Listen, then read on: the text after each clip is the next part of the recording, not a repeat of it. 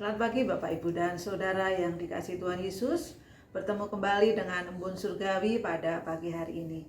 Mari kita akan merenungkan firman Tuhan bersama-sama. Sebelum kita akan memulai hari ini, kita akan membaca firman Tuhan di dalam Injil Yohanes pasal yang ke-15 ayat yang ke-7.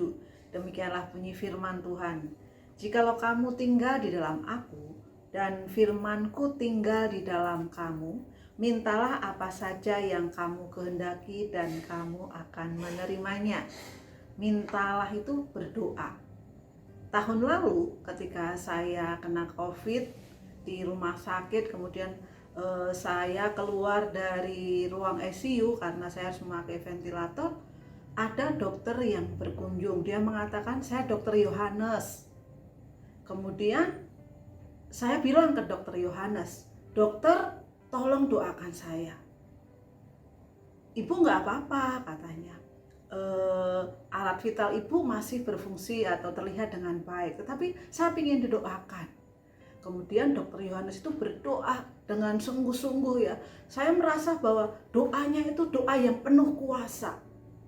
Ya, saya tidak tahu dokter Yohanes ya, karena saya hanya bertemu sekali dan memakai APD yang lengkap ya. Terima kasih dokter Yohanes ya.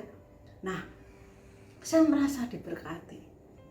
Bapak Ibu dan Saudara yang dikasihi Tuhan, kadangkala atau beberapa orang Kristen merasa tidak tahu bagaimana caranya berdoa ya, sehingga ketika disuruh berdoa merasa nggak bisa ya, saya nggak bisa berdoa.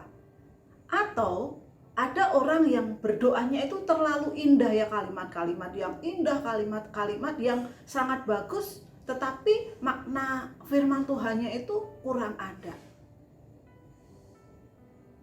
Di dalam firman yang kita baca pada pagi hari ini ya, agar doa kita itu menjadi doa yang efektif atau doa yang berkuasa, doa itu harus apa? Mengetahui isi firman Tuhan, dan firman itu harus tinggal dalam kita ya, seperti yang kita baca pada pagi hari ini. Jikalau kamu tinggal di dalam aku dan firman-Ku tinggal di dalam kamu ya, mintalah apa saja yang kamu kehendaki dan kamu akan menerimanya.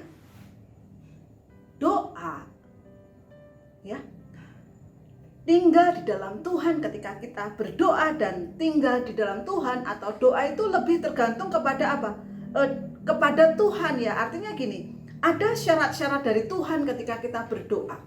Apa syaratnya kalau kita melihat di dalam kitab Yohanes pasal 15 ayat yang ke-7 ini? Syaratnya adalah hanya apa? Tinggal di dalam Kristus, tinggal di dalam firman-Nya. Jadi jika firman Tuhan itu tinggal di dalam kita ya, kita akan tahu apa yang menjadi kehendak Tuhan. Bapak Ibu dan Saudara yang kemudian dikasihi Tuhan ya. Kemudian ketika kita berdoa sesuai dengan firman tersebut atau firman Tuhan itu, kita pasti akan tahu kuasanya ya. Pemazmur mengatakan gini, bila tersingkap, firman-firman-Mu itu memberi terang, memberi pengertian kepada orang-orang bodoh. Firman Tuhanlah yang menerangi langkah hidup kita ya. Pemazmur juga katakan bahwa firman-Mu itu pelita bagi kakiku dan terang bagi jalanku. Nah, perlunya mempelajari firman Tuhan ya, khususnya pada hal-hal yang sedang kita pergumulkan ya di dalam doa. Supaya apa? Supaya memberikan terang kepada kita tentang bagaimana cara berdoa atau apa yang harus didoakan. Ya. Ketika kita mempelajari firman Tuhan, kita dapat menemukan ya perintah-perintah Tuhan yang diberikan Tuhan Yesus mengenai doa ya. Salah satu perintah Tuhan dikatakan di dalam Matius pasal 5 ayat 43 sampai 45 dikatakan seperti ini. Kamu telah mendengarkan firman, kasihlah sesamamu manusia dan bencilah musuhmu. Tetapi aku berkata kepadamu, aku berkata kepadamu, kasihilah musuhmu dan berdoalah bagi mereka yang menganiaya kamu ya. Karena dengan demikian kamu menjadi anak-anak Bapa yang di surga. Ketika kita mengenal firman Allah, ketika kita mengenal perintah-perintahnya, kita bisa berdoa ya. Kita bisa berdoa dengan sungguh-sungguh ya, mendoakan musuh tadi seperti perintah Allah yang pertama tadi yang disebutkan dalam hubungannya dengan berdoa. Mengasihi musuh, bahkan mendoakan musuh. Nah, Tuhan juga mengatakan bahwa jika kita tidak mengasihi dan tidak berdoa untuk musuh kita atau mengampuni mereka, maka kita bukanlah anak-anak Tuhan. Bapak, Ibu, dan saudara yang dikasihi Tuhan ya. Tentu tidak mudah ya untuk kita mengasihi musuh, bahkan mendoakan musuh kita ya. Tetapi kita bisa mengasihi musuh kita, mendoakan kita. Karena apa? Ada Roh Kudus.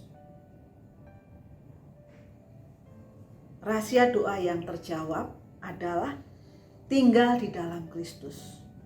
Makin dekat kita dan mempelajari Alkitab, maka makin selaras doa-doa kita dengan sifat dan ajaran Kristus ya, sehingga doa-doa kita lebih efektif. Selamat berdoa. Tuhan Yesus memberkati.